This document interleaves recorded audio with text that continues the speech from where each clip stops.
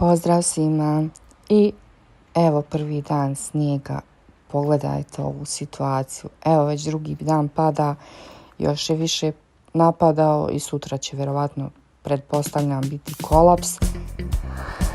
Ne znam da li je kod vas snijeg očišćen, kod nas još uvijek nije.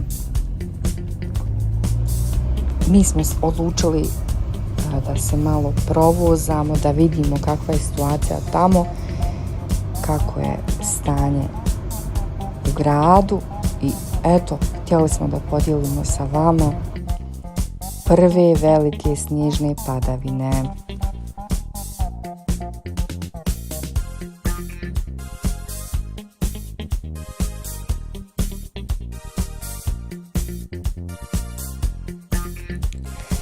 Ja sam mu se obradovala, volim snijeg i posljednjih par godina taj snijeg nije toliko padao kao u vrijeme kada se ja sjećam kad sam bila djevojčica i baš su mi zime nedostajale da budu ovako prekrivene bijelim velom.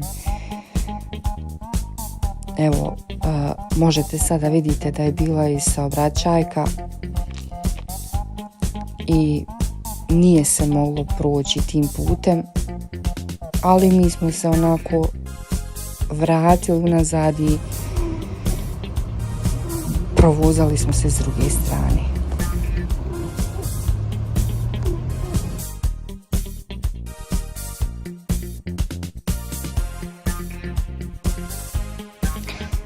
Kakvo je stanje kod vas? Pada li snijeg tamo?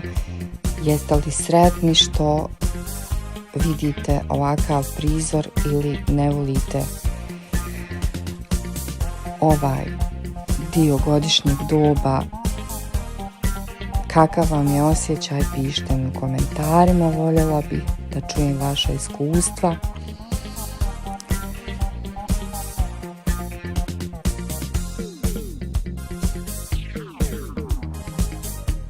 Sjećate li se vremena kad ste bili djeca, koliko ste se radovali snijegu?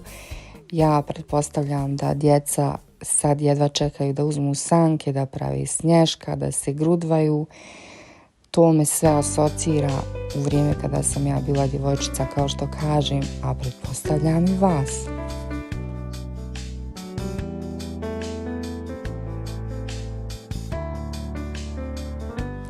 U tom vremenu ja sam jedva čekala samo da mi mama pusti da mogu da se sankam, da se igram, da se grudvam, da pravim snješka,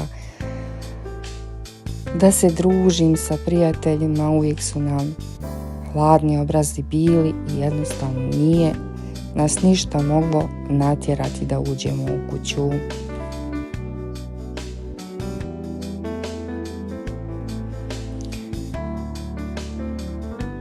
Ja bi tako voljela da je vrijeme kao nekad, da djeca se igraju kao što su se igrala nekad, da nije vrijeme zastupljeno ovoliko i ovolikoj mjeri sa društvenim mrežama, da je sve se svelo na to, ali eto, vrijeme ide ispred nas i mi moramo da se uklapamo. Samo sam sigurna da je vrijeme unazad nekih 10-20 godina i prije od toga bilo puno ljepše. I evo vidite, put je stvarno loš, jednostavno ne može ni da se vozi, kola plešu, a ne znam kako je stanje kod vas, voljela bi da čujem u vašim rečenicama koje budete napisali.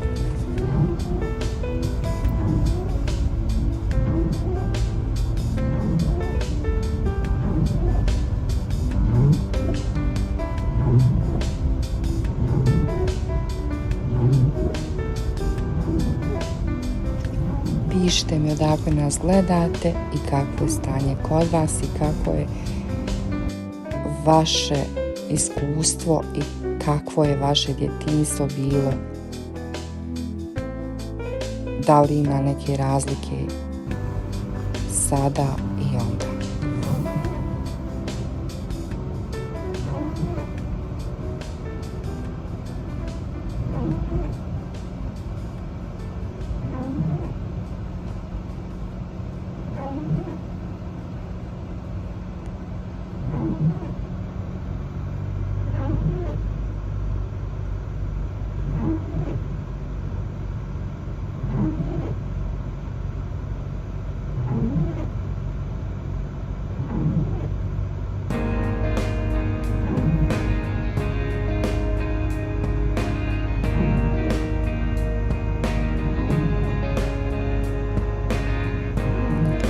I u nastavku vam ostavljam ovaj video da eto vidite kako to izgleda u našem mjestu i uživajte u ovim pahuljicama. Puno vam pozdrava želim i naravno do narednog gledanja.